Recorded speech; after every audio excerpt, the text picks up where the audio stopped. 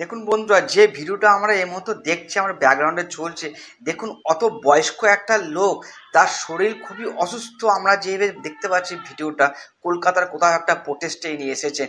দেখুন নাকে অক্সিজেনের নল দেওয়া আছে তার, এবং যে গাড়িতে বসে আছে সেই গাড়িটার মধ্যে দেখুন কত কিছু রাখা আছে, অক্সিজেনের সিলিন্ডার রাখা আছে। আমরা দেখে তো অবাক হয়ে যাচ্ছি যে এই সমস্ত যারা অসুস্থ মানুষ, বয়স্ক মানুষ, যা অক্সিজেন নিতে ঠিক করে পাচ্ছে না, ঠিক করে হয়তো ভিতরে নল ঢুকানো আছে, অক্সিজেনের অভাব, সেই সমস্ত মানুষ দেখুন রাস্তায় বেরিয়েছে এই প্রোটেস্ট করার জন্য। ভাবা যায়, হয়তো আমরা মানছি যে প্রোটেস্টটা করা উচিত, কিন্তু দেখুন এরাও কিন্তু পিছিয়ে নেই, এরাও এগিয়ে এসে সেখান থেকে কিন্তু আমাদের ওয়েস্ট বেঙ্গলের যে পুলিশ আছে, ওয়েস্ট বেঙ্গলের পুলিশ মন্ত্রী দেখছি ভিডিওটা, আমি যত কিন্তু অবাক হয়ে যাচ্ছি যে এরাই হচ্ছে আমাদের দেশের অরিজিনাল নাগরিক, এরাই হচ্ছে আসল এই দেশের মানুষ। কারণ এদের সিদ্ধারা কিন্তু এখন স্ট্রং আছে, এদের সিদ্ধারা কিন্তু এখনও বেঁকে যায়নি কলকাতা পুলিশের মতন, বা আমাদের রাজ্য যে শাসন করছে তাদের তো সিদ্ধারাই নেই। কিন্তু এই বয়স্ক লোক প্রোটেস্ট করার জন্য আজকে রাস্তায় নেমেছে, তারা হয়তো ঠিকঠাক করে নিঃশ্বাস নিতে পারছে না, অক্সিজেনের অভাব হচ্ছে, তার জন্য দেখুন অক্সিজেনের সব নিয়ে কিন্তু বেরিয়েছে। এখান থেকে কিন্তু আমাদের রাজ্য সরকারকে ভাবা উচিত এবং ভেবে কিন্তু পদত্যাগ করা উচিত, যে না, আমরা হয়তো এই রাজ্যকে চালাতে পারছি না, টিএমসি সরকার কিন্তু এই রাজ্য চালাতে পারছে না, ওর জন্য প্রতিটা মানুষ কিন্তু আজকে রাস্তায় নেমেছে। যত তাড়াতাড়ি সম্ভব এই টিএমসি সরকার নিজের যত চামুন্ডা আছে সবাইকে সরিয়ে দিয়ে এই রাজ্য থেকে চলে যাওয়াটা উচিত, এই পথ থেকে চলে যাওয়াটা উচিত, লজ্জা থাকা উচিত। তাদের কাছে যদি এই ভিডিওটা পৌঁছায় তারা কিন্তু অবশ্যই দেখবেন, আপনাদের লজ্জা থাকা উচিত, লজ্জা লজ্জা লজ্জা। কিন্তু এদের লজ্জা বলতে কিচ্ছু নেই, এরা হচ্ছে মোটা চাদরে ঘেটে গেছে, এরা হচ্ছে এত পরিমাণে দুর্নীতি করে ফেলেছে না যে ভালো মানুষের কাছে এরা কিছু করতে পারবে না। এই প্রোটেস্টের কোনো মূল্য কিন্তু এই সরকার দিতে পারছে না। যদি সত্যি এই প্রোটেস্টের মূল্য এই সরকার দিতে পারতো, তারা কিন্তু আজকে এই সরকার থেকে পদত্যাগ করতে পারতো। এটা তাদের উচিত ছিল। তারা কিন্তু ক্ষমতাশালী হয়ে গেছে, তারা ক্ষমতার লোভী হয়ে গেছে। যারা তাদের হাতে এত ক্ষমতা আছে যে এই সমস্ত মানুষের প্রোটেস্ট দেখেও কিন্তু এই ক্ষমতা থেকে সরতে পারছে না। এত ক্ষমতা হয়ে গেছে, সে ক্ষমতাটা ইউটিলাইজ করছে খারাপ পথে। তাদেরকে কিনে রেখেছে, তারা কিন্তু আজ বুঝতে পারছে যে আমরা 1000 টাকার বিনিময়ে কিন্তু নিজের মেরুদণ্ডটাকে ভেঙে ফেলছি। তার জন্য কিন্তু অনেক মহিলারা কিন্তু বলছে এখন যে আমাদের 1000 টাকা লাগবে না, আমাদের চাই বাড়ির মেয়েদের প্রোটেস্ট, বাড়ির মেয়ে যাতে সুরক্ষা হয়, রাস্তাঘাটে সারা রাত ধরে যদি কোথাও ডিউটি করতে হয় সেখানে গিয়ে ডিউটি করতে পারবে, সেরকম পরিকাঠামো কিন্তু আমাদের ওয়েস্ট বেঙ্গল তৈরি করতে হবে। এই প্রোটেস্টের মানে হচ্ছে এটাই। এই ওয়েস্ট বেঙ্গল সরকার যতই ক্ষমতা নিয়ে বসে থাকুক না কেন, এই ওয়েস্ট বেঙ্গল সরকারের যে চারটে পায়া আছে, সে পায়াটা কিন্তু তাদের সময় ভেঙে দিতে হবে। না ভাঙতে পারলে কিন্তু আমাদের ইন ফিউচার কিন্তু আরও বড় সমস্যা দেখা দেবে। এবং দেখুন আমার পাশে আরেকটা ভিডিও চলছে।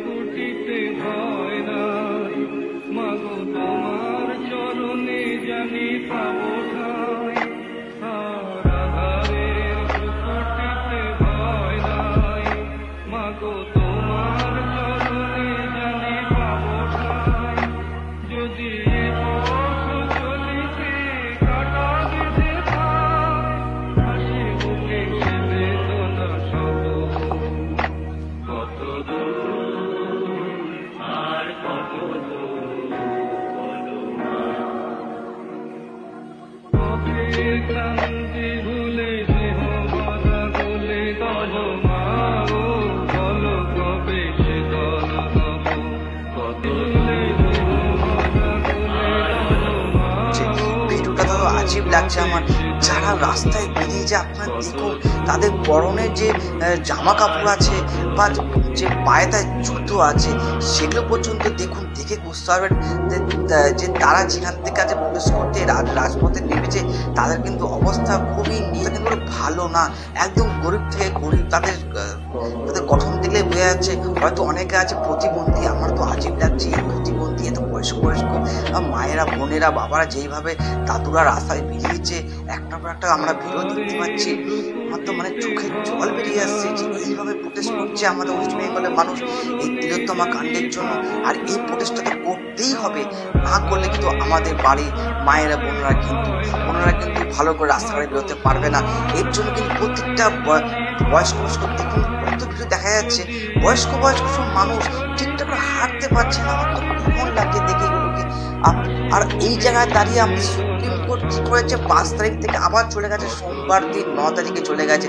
9 তারিখে আবার ডেট দিয়েছে। মানা যায় যে মানুষের এত কষ্ট নিয়ে রাস্তায় নেমেছে যাতে অভয়াকাণ্ডের যাতে রায় বেরিয়ে আসে, তার জন্য প্রতিটা মানুষ রাস্তায় বেরিয়েছে।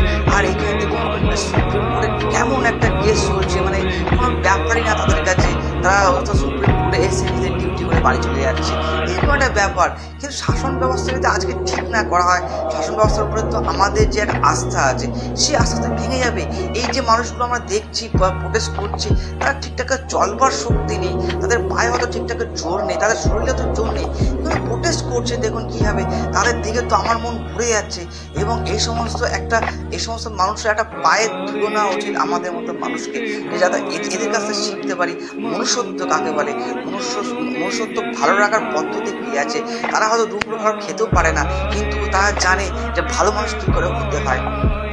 তারা কারো ক্ষতি করবে না কোনোদিনও, হয়তো তারা এক মুঠো খেয়ে সারাদিন থাকে। হয়তো এরকম লোকও দেখতে পাচ্ছি আমি, যেইভাবে হয়তো আমি ভুলও বলছি হয়তো, কিন্তু আপাতত ছবি থেকে সেরকমই মনে হচ্ছে। তাহলে সেখানে দাঁড়িয়ে সুপ্রিম কোর্ট আর ডেট দেবেন না স্যার আপনারা? এই কেসের ফলাফল কিন্তু তাড়াতাড়ি বার করতে হবে, না তো এই যে মানুষগুলো রাস্তায় পথে নেমেছে এর যাতে বৃথা না হয়। তো যে আইনের উপর যে আমরা ভরসা আছে সে ভরসা যাতে মিটে না যায়, ভরসা যাতে আমরা আস্তে আস্তে ছেড়ে না দিই। তো এর জন্যই তাড়াতাড়ি রায়টা বার করতে হবে। যাই হোক, সুপ্রিম কোর্ট করতে